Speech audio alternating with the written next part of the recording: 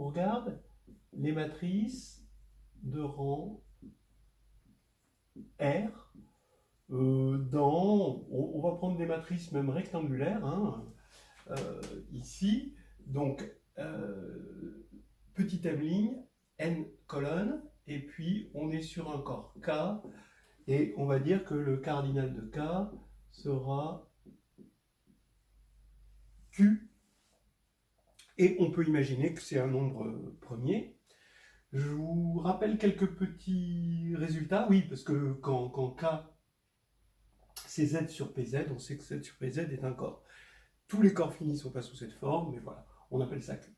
Alors maintenant, on rappelle quelques résultats. D'abord, on avait compté le nombre de bases sur des bases 2, on va mettre 2kn, et il y en a qn-1, c'est-à-dire on commence par un élément de k puissance n de l'espace vectoriel kn, mais qui n'est pas nul, et on va compléter cette partie libre, puisque c'est un élément non nul, par une base, en prenant d'abord un élément de kn qui n'est pas sur la droite, engendré par le premier élément, puis un élément qui n'est pas sur le plan, donc il y en a Q2, engendré par les deux autres, etc. Et on va jusqu'à Qn moins Qn-1.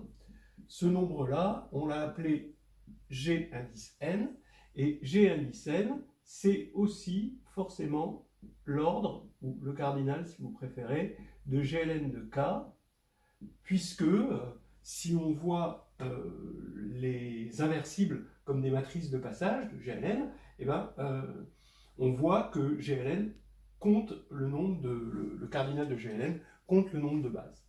Voilà. Alors maintenant, avec ça, on va en préliminaire compter, on va compter le nombre de sous-espaces, donc on va appeler GR KN égale, alors ça s'appelle la grassmannienne, les sous-espaces de K puissance N, donc ce sont des sous-espaces, hein, et qui sont de dimension K. Alors ça, on le fait avec des groupes, hein, et comment on fait? Donc on commence à avoir l'habitude, hein, ici on fait agir GLN de K, c'est un groupe, c'est le groupe des matrices inversibles qui agit sur cette grassmannienne par un G et puis un F, on associe l'image directe G de F. C'est toujours la même chose, on a des actions qui sont naturelles, hein, on regarde l'image de l'espace par l'automorphisme. Alors maintenant, oui, ça va rester un sous-espace, évidemment, et comme ça, comme GL, c'est des éléments inversibles, la dimension, elle est conservée, on a toujours la dimension égale à K, donc c'est bien défini, hein, et puis ça fait bien une action. Donc maintenant, comment ça va nous servir? D'abord, l'action est transitive, ça veut dire que GR de Kn, c'est une seule orbite, d'accord?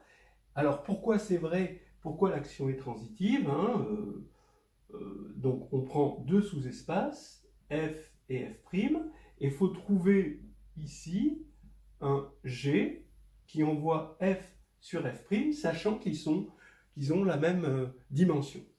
Alors, c'est toujours les mêmes choses. La transitivité dans le linéaire, c'est souvent lié, ou dans la fine, hein, à des problèmes de théorème fondamental. Donc, il faut l'existence d'un élément qui fait passer de là vers là.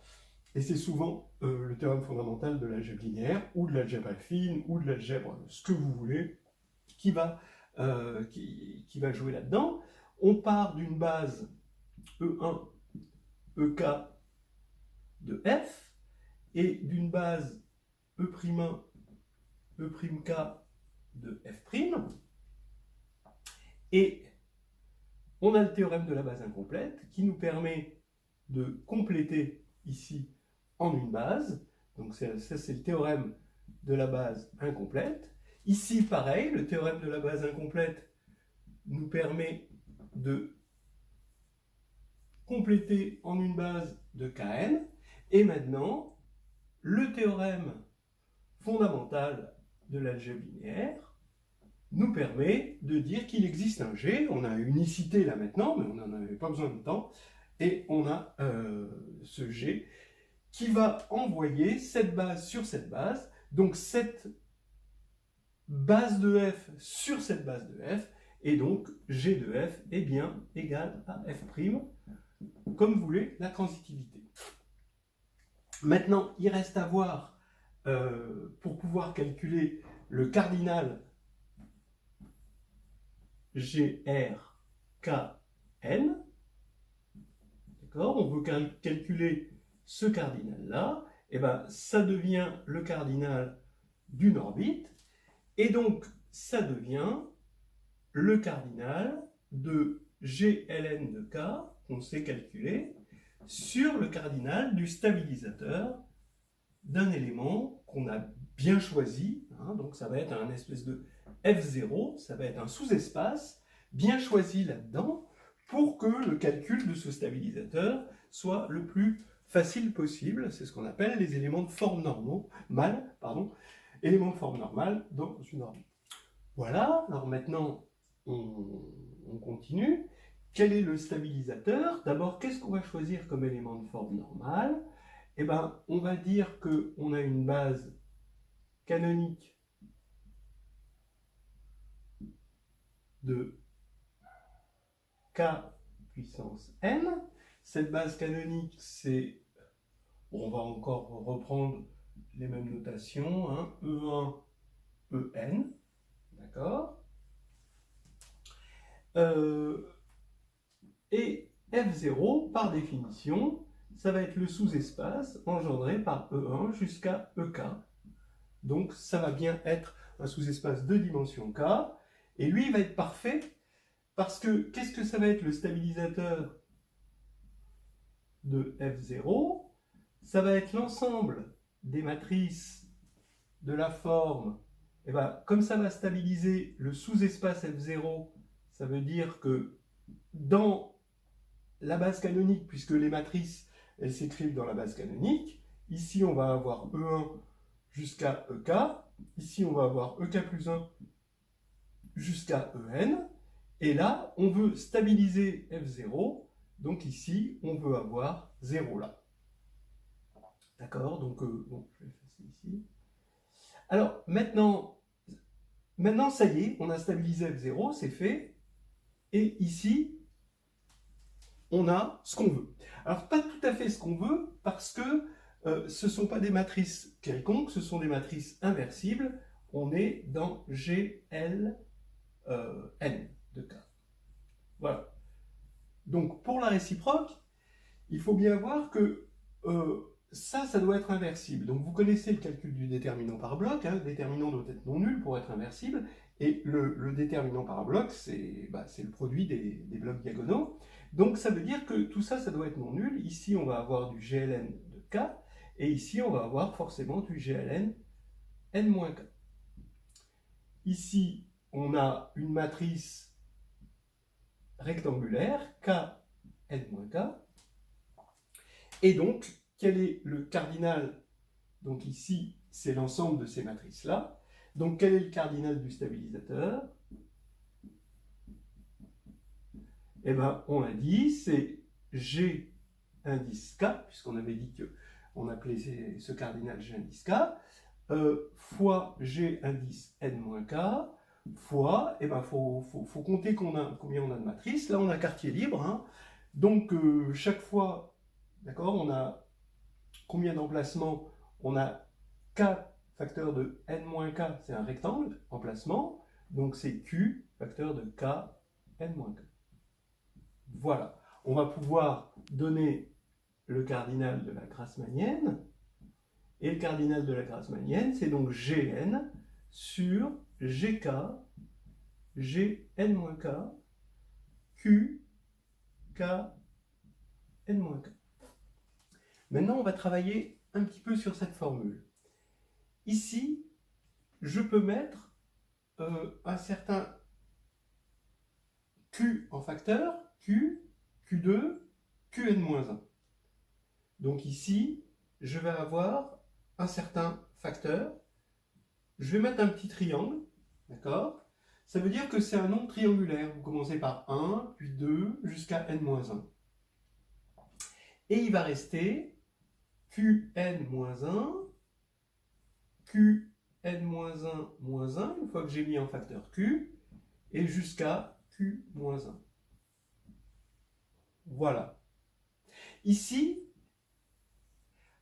pareil, je peux mettre un petit triangle en facteur. Ici, un petit triangle en facteur. Et ici, vous avez un rectangle. D'accord? Après, vous avez des choses qui vont rester, qui vont être l'analogue de ça. D'accord? Donc, je ne vais pas avoir la place de l'écrire, mais je vous laisse l'imaginer. Donc, c'est la même chose avec un K, et la même chose que ça avec un N-K. Bon, maintenant, là où je veux insister, c'est que ce triangle-là, c'est un triangle comme ceci. Ce triangle-là, ça va être le triangle où on a commencé jusqu'à K. Et ce triangle-là, c'est N-K, il va être ici. Et ce rectangle-là, c'est ce rectangle. Ce que je veux dire par là, c'est que quand on va faire ça, moins ça, moins ça, moins ça, ça va faire 0. Hein, voilà, hein, c'est quelque chose d'assez agréable. Je pense que c'est pour ça que les anciens, ils disaient, on regarde A au carré, A au cube. C'était une façon de continuer à faire de la géométrie, de penser géométriquement des choses qui étaient des calculs, de faire des calculs pratiquement. Alors ici, je vais essayer de dire les choses comme ça. Alors, c'est Qn-1, Qn-1, moins 1, jusqu'à Q-1. Et là, je vais mettre QK-1, QK-1, moins 1, jusqu'à Q-1. Et Qn-K, moins 1, pareil, hein, jusqu'à Q-1. Et ça, vous pensez forcément à des formules de combinatoire.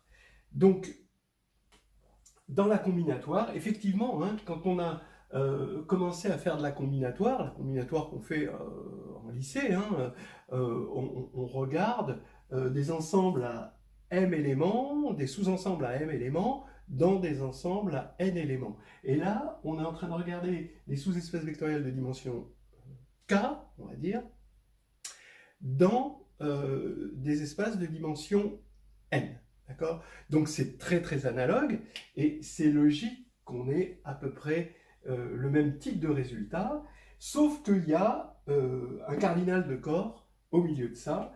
C'est pour ça que ça va prendre cette forme-là, donc ici on l'appelle n, et là k. Et on rappelle que c'est indisclu, donc on le met entre crochets au lieu de le mettre entre parenthèses, donc c'est k parmi n, donc c'est des coefficients binomiaux quantiques. On a montré que le nombre de sous-espaces de dimension k dans un espace de dimension n sur un corps de cardinal k était égal à un certain nkq. Et on peut déjà disserter un petit peu là-dessus. Vous remarquez que c'est aussi égal, comme pour la combinatoire classique, hein, avec les nombres binomiaux, c'est égal, c'est symétrique, c'est égal à n-k, q, hein, d'accord? Parce que ici, on a un qn-1 jusqu'à q-1 sur qk-1 jusqu'à q-1 fois qn-k-1 jusqu'à q-1, voilà. Et en fait, quand on change k en n-k, dans les dénominateurs, il y a un changement, mais ça commute et ça donne exactement le même nombre. Alors, cette égalité des nombres, pourquoi elle est vraie? Ben oui, parce que, en fait, c'est l'idée de l'orthogonalité. Quand il y a une égalité de nombres qui représente des cardinaux, ça veut dire qu'il y a des bijections derrière. Cette bijection, c'est le fait que on a, parmi les sous-espaces vectoriels de dimension k, alors on va dire, ici on va mettre sur les sous-espaces vectoriels de E, je vais l'écrire comme ça, hein. Donc ça, on prend un espace E, et on regarde ces sous-espaces vectoriels de dimension k. Et on va dans n-k, mais pas de E, on va aller dans le dual E étoile. Et là, vous savez qu'à F, on lui associe F orthogonal, d'accord, qui est bien de dimension n-k, d'accord, voilà. Et donc ça, l'orthogonalité, c'est une involution, c'est-à-dire que si on veut retrouver F, il faut reprendre l'orthogonale. Et donc, ici, on a une bijection, et c'est cette bijection qui explique cette égalité. Vous voyez, c'est ça qui est derrière. Donc, voilà, ça fait partie du plaisir de la combinatoire quantique, c'est-à-dire de calculer des choses qui sont purement combinatoires et d'essayer de deviner à quel point ces choses sont les ombres de quelque chose qui se passe dans les structures. Hein, parce que, bon, ça c'est des nombres, c'est un peu, bon, d'accord, il y a une addition, il y a une multiplication, mais c'est quand même assez déstructuré. Alors que là, il y a beaucoup plus de structures. Alors, il y a une structure d'espace vectoriel, il y a des sous-espaces vectoriels, il y a la dualité, etc. Il y a une certaine structure, une certaine rigidité, et quelque chose de... Et le fait que derrière ces égalités, on puisse deviner des choses plus profonde. C'est un jeu assez intéressant de la combinatoire. Voilà. Maintenant, on va regarder l'espace des matrices MMN de K et dedans l'ensemble des matrices de rang R. En fait, pour les matrices de rang R, le théorème qui est le théorème principal à la fois d'algèbre linéaire et de théorie des groupes, c'est que on a une action de GLM de K, croix GLN de K, il agit sur M, M, N de K. Alors, comment? Ici, on prend une matrice P inversible de taille M, Q inversible de taille N. On prend une matrice A de taille Mn et on vérifie. Bon, à gauche, ça va être lié aux lignes, c'est pour ça qu'il y a le M là et le M là. Et à droite, ça va être lié aux colonnes. Si je laisse ça comme ça, effectivement, je tombe sur une matrice, mais je ne tombe pas sur une action. C'est-à-dire que vous allez voir que... Alors ici, ça c'est un groupe. Donc ça, j'en ai pas parlé, mais ça c'est bien un groupe pour la multiplication. Hein, P1, Q1 fois P2, Q2 est égal à P1, P2, Q1, Q2. D'accord? On vérifie que c'est bien un groupe, ça s'appelle le produit direct de ces deux groupes-là. Et quand on va regarder l'élément neutre du groupe, ben c'est l'identité de M, l'identité de N, évidemment, vous en doutez. Maintenant, quand on va regarder cette action-là, on va voir que ce n'est pas une bonne action. Le premier axiome c'est-à-dire que l'identité .x égale x, ça va marcher, mais le deuxième, ça va pas marcher. Le fait que g', .g, .x égale g', g, .x, malheureusement, ça va pas marcher. À gauche, ça va marcher, mais à droite, ça va pas marcher. Par contre, si on met -1 ici, et je peux le faire parce que c'est inversible, alors ça va compenser l'erreur et ça va donner une véritable action. Bon. Alors maintenant, voilà, on a donc bien une action de ce groupe, qui est bien un groupe, sur là-dessus. Et maintenant, quelles sont ces orbites? Ben, c'est encore un théorème qui est bien connu, donc qui dit que... alors oui, j'ai oublié de vous dire que cette action s'appelait l'action de Steinitz, et cette action de Steinitz, elle est derrière le théorème. Donc maintenant, regardez le théorème, deux matrices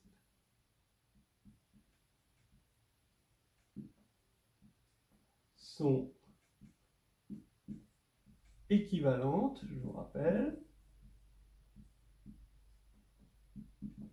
si et seulement si elles ont même rang.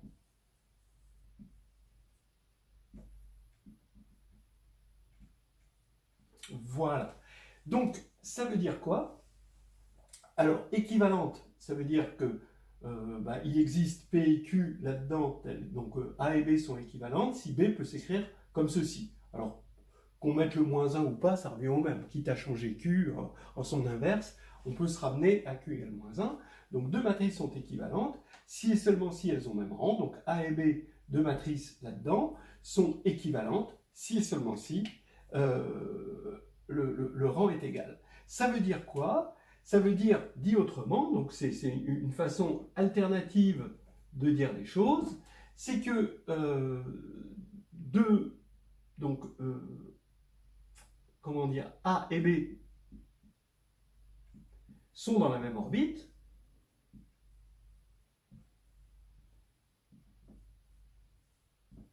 pour l'action de Steinitz, d'accord?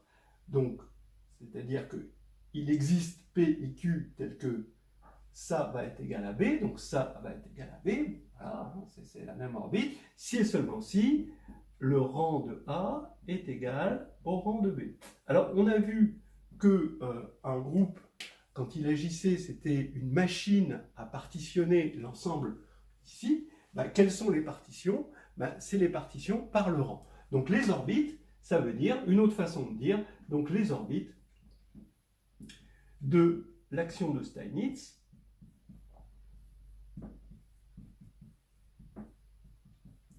sont classifiées par le rang.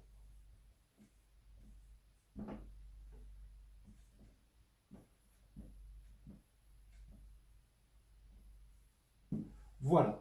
Alors, maintenant, ça veut dire que une orbite, on va pouvoir dire que on va appeler les orbites O indice R.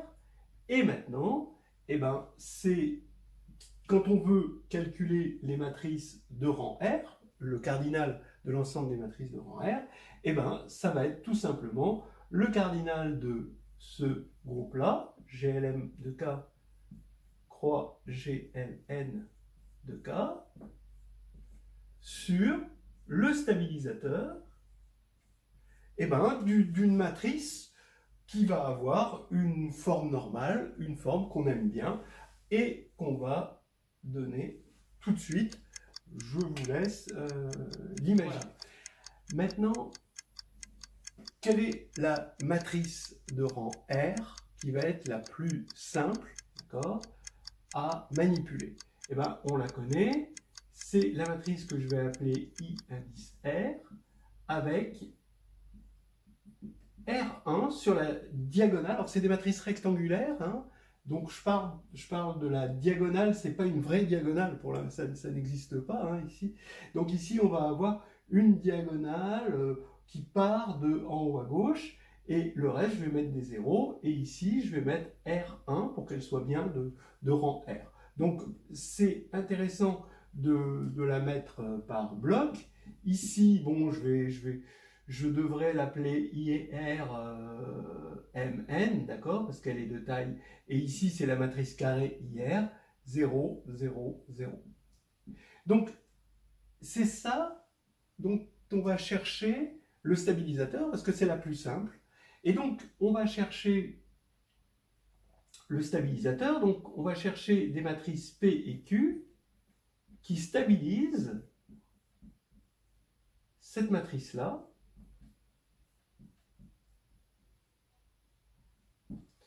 Et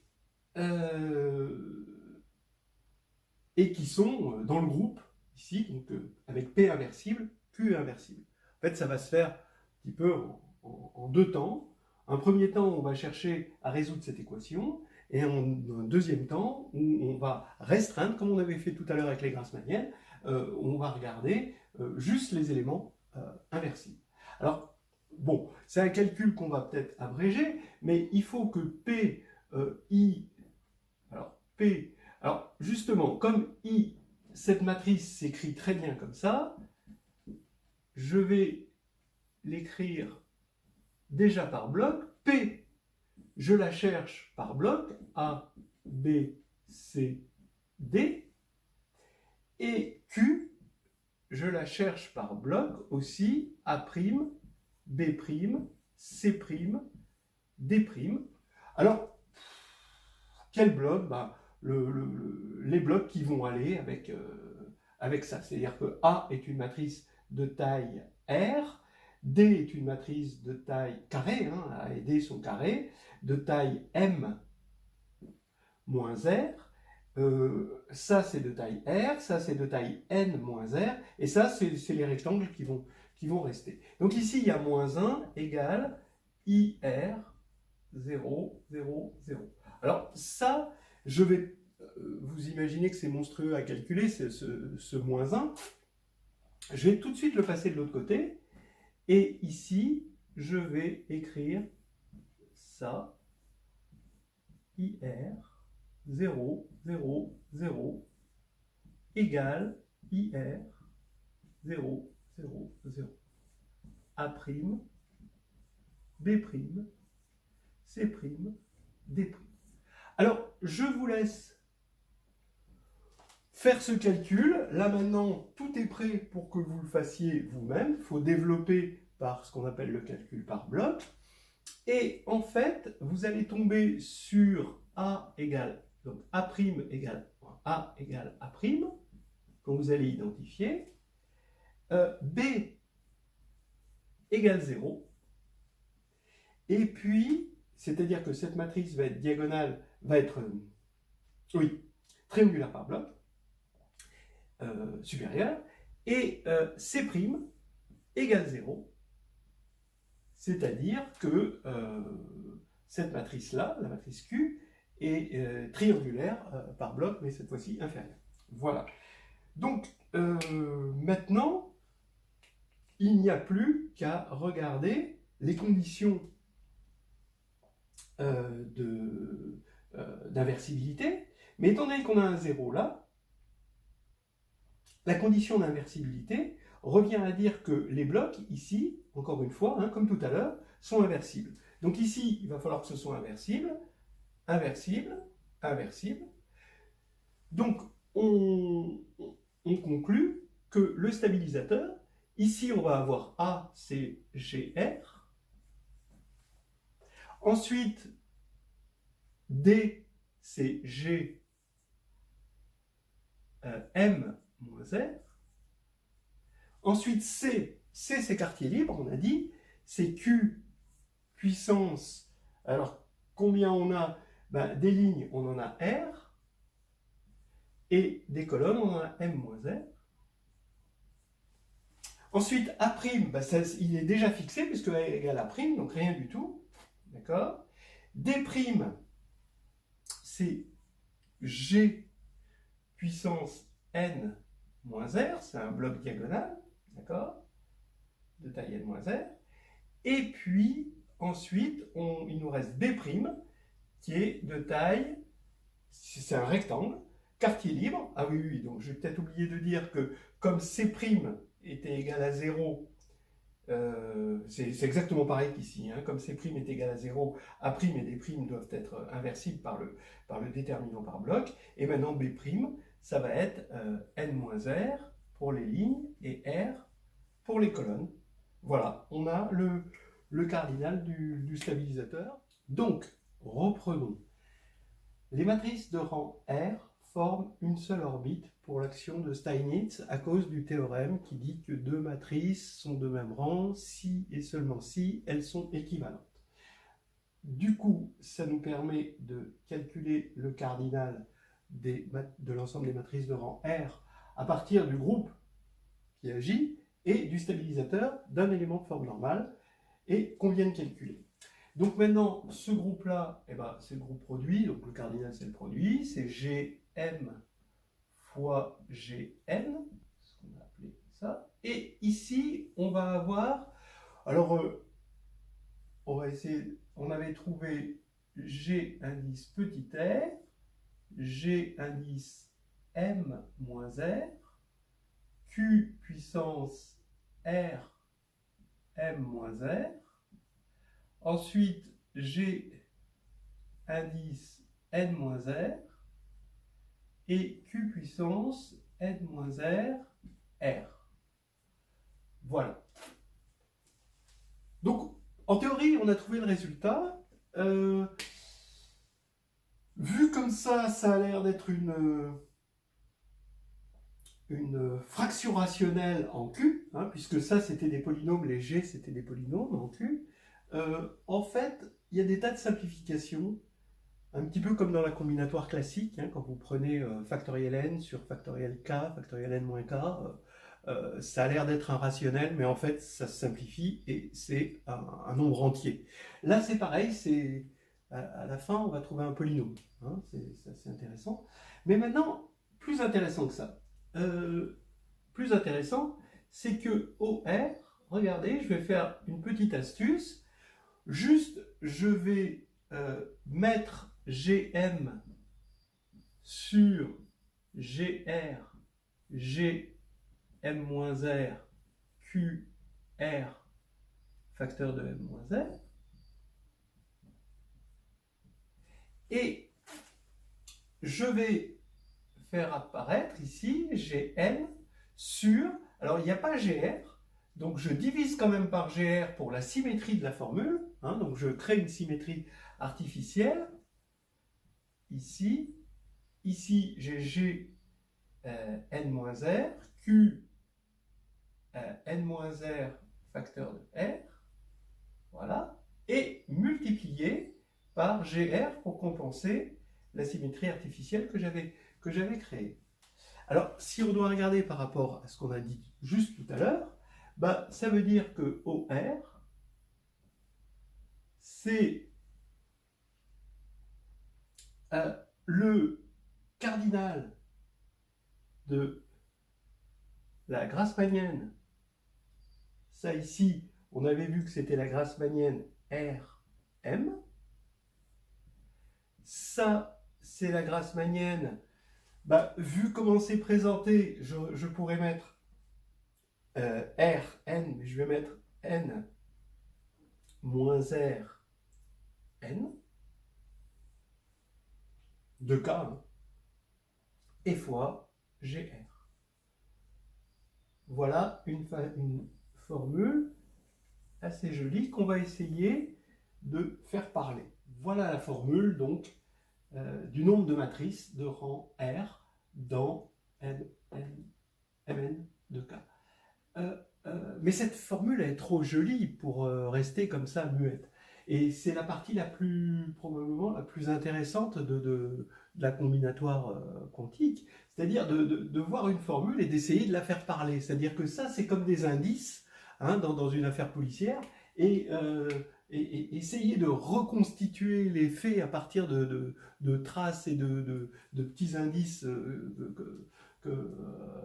comme des petits cailloux que le petit poussé aurait laissés, et essayer de faire parler et puis de reconstituer une situation plus réelle.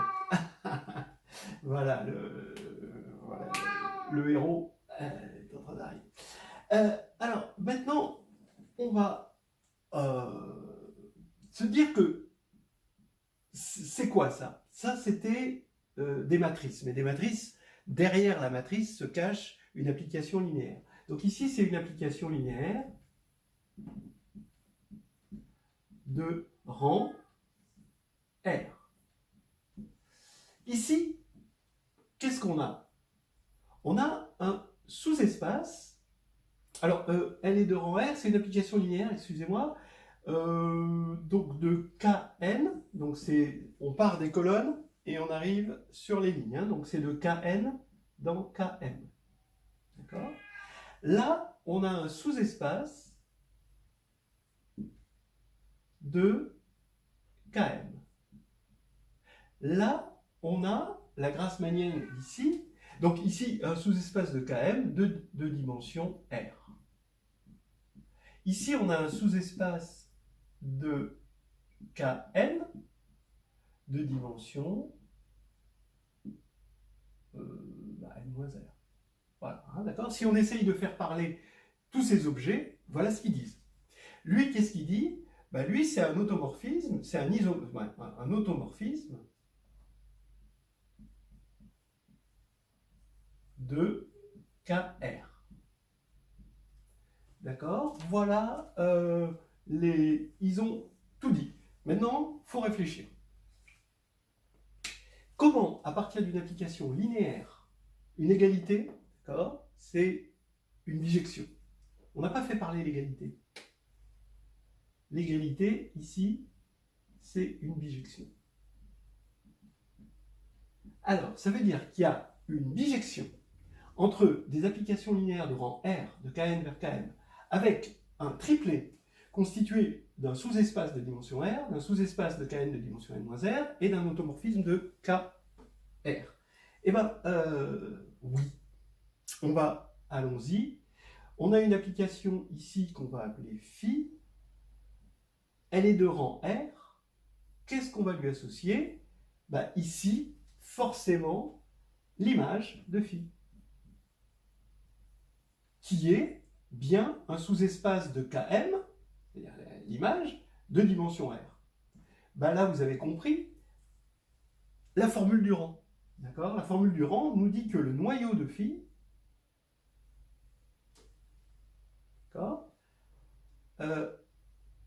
est de dimension n-r, c'est un sous-espace de Kn de l'espace image. Maintenant, qu'est-ce que c'est que cet automorphisme? En fait, si vous cherchez un automorphisme, vous n'allez pas forcément le trouver facilement. En revanche, ce qui est naturel, c'est que à phi, on associe un isomorphisme qu'on appelle l'isomorphisme canonique, ça vous l'avez vu assez souvent, qui va de l'espace d'arrivée, de départ quotienté par le noyau vers im de phi.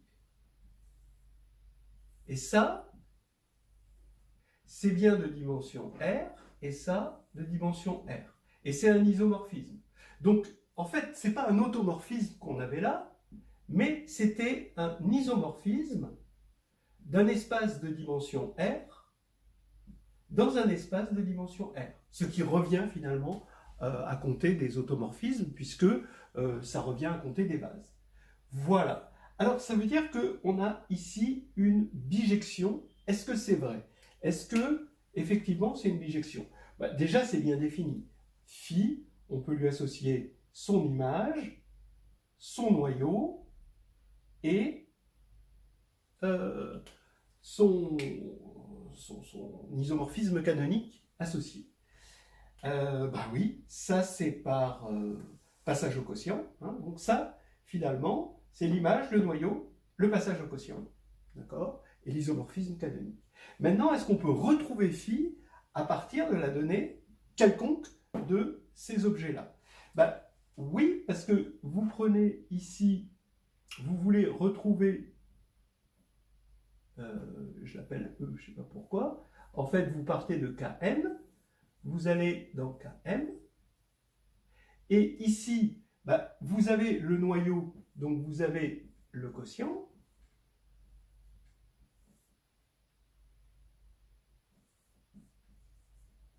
Donc ça, c'est bien défini parce que vous avez le noyau. Donc cette application pi, elle est bien définie. Là, ici, vous avez l'image.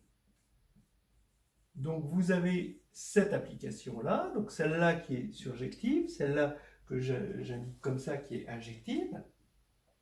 Et vous avez cet isomorphisme. Ça, vous l'avez. Alors donc là, pour l'instant, je le mets en pointillé parce que je ne l'ai pas encore. Hein. Donc ça, vous l'avez. Ici, j'ai iota. Et phi, bah, qu'est-ce que c'est? Bah, c'est iota, rond, phi bar, rond, pi. Donc ça y est, j'ai phi, j'ai retrouvé phi à partir de ces trois données. Donc en fait, cette histoire-là raconte juste l'isomorphisme canonique. Alors, encore une dernière histoire autour de cette formule.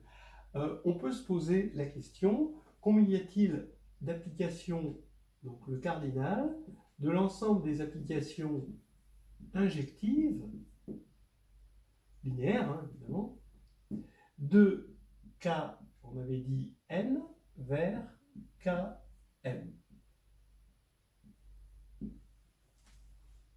Après on fera pareil avec surjective. Donc en fait, une application linéaire va être injective. Déjà, pour que ce soit non vide, il faut que n soit inférieur à m. D'accord? Et ensuite, injective de n vers m, si et seulement si elle est de son noyau. Phi injective, si et seulement si son noyau est nul. Donc, si et seulement si son rang, ben c'est n. D'accord? Donc, on est en train de chercher le cardinal de ON. Et le cardinal de ON, donc ça va être la grassmannienne GRNM fois la grassmannienne GR0N fois GN. Et ça, bah, les sous-espaces de dimension 0, il n'y en a qu'un, c'est le vecteur nul. Hein. Donc ici, ça fait GRNM fois petit gn. Voilà le truc. Maintenant, si on fait pareil avec les applications surjectives,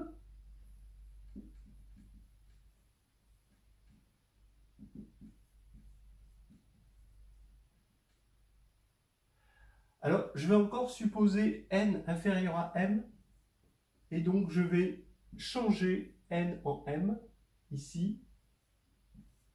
Alors il faudra faire attention pour changer la formule. Pour garder le n inférieur à m, comme ça n et m ont le même sens, et phi est surjective. Donc ici, hein, il faut bien sûr que n soit inférieur à m pour avoir quelque chose de non nul, et phi est surjective si et seulement si bah, le rang de phi est égal à m. Est égal à n. Voilà. Et donc, on recalcule au n. Et on a la grassmannienne GRNM fois, bah, toujours pareil, 1 fois GN. Et qu'est-ce qu'on découvre? On découvre la même formule. C'est-à-dire qu'il y a autant d'applications injective d'un espace de dimension n vers un espace de dimension m que d'application surjective d'un espace de dimension m vers un espace de dimension n. Alors je vous laisse juste réfléchir, puisque c'est ça le vrai jeu, c'est que quand on voit comme ça des égalités, qu'est-ce qu'elles veulent dire derrière? Tout à l'heure, il y avait l'orthogonalité, bah là, c'est ce qu'on appelle, c'est encore la dualité, hein, c'est ce qu'on appelle la transposée. C'est-à-dire qu'on a une application, quand on va à des applications linéaires de E dans F, et on peut aller des applications linéaires de F étoile dans E étoile, qui à phi associe ce qu'on appelle la transposée. D'accord? Donc, la transposée, hein, elle est de phi à une forme linéaire. Ça va associer donc à une forme linéaire U. On va associer U rond phi. Voilà. Donc ça c'est phi transposé. Et ça, il se trouve que cette transposée, c'est encore une involution, comme l'orthogonalité, et ça va établir ici un isomorphisme, là, ici. Et si, ici, on a quelque chose d'injectif, c'est que ça transforme le noyau en l'image, etc., etc. Et on sait que ça transforme l'injectivité en surjectivité. C'est-à-dire que toute application injective, on lui associe de façon bijective, par une bijection, une application surjective et inversement. Donc il y a autant d'injections que de surjections. Donc cette égalité vient juste de la dualité. D'ailleurs, si vous regardez ça, cette fois-ci dans la théorie des ensembles, vous vous rendez compte qu'il n'y a pas de dualité en tout cas pas cette dualité-là, dans la théorie des ensembles. Pourquoi? Parce que quand vous regardez le nombre d'injectifs, d'accord, vous avez ce qu'on appelle des arrangements, hein, le nombre d'applications injectives d'un ensemble à, on va dire, n éléments vers un ensemble à m éléments, c'est les arrangements de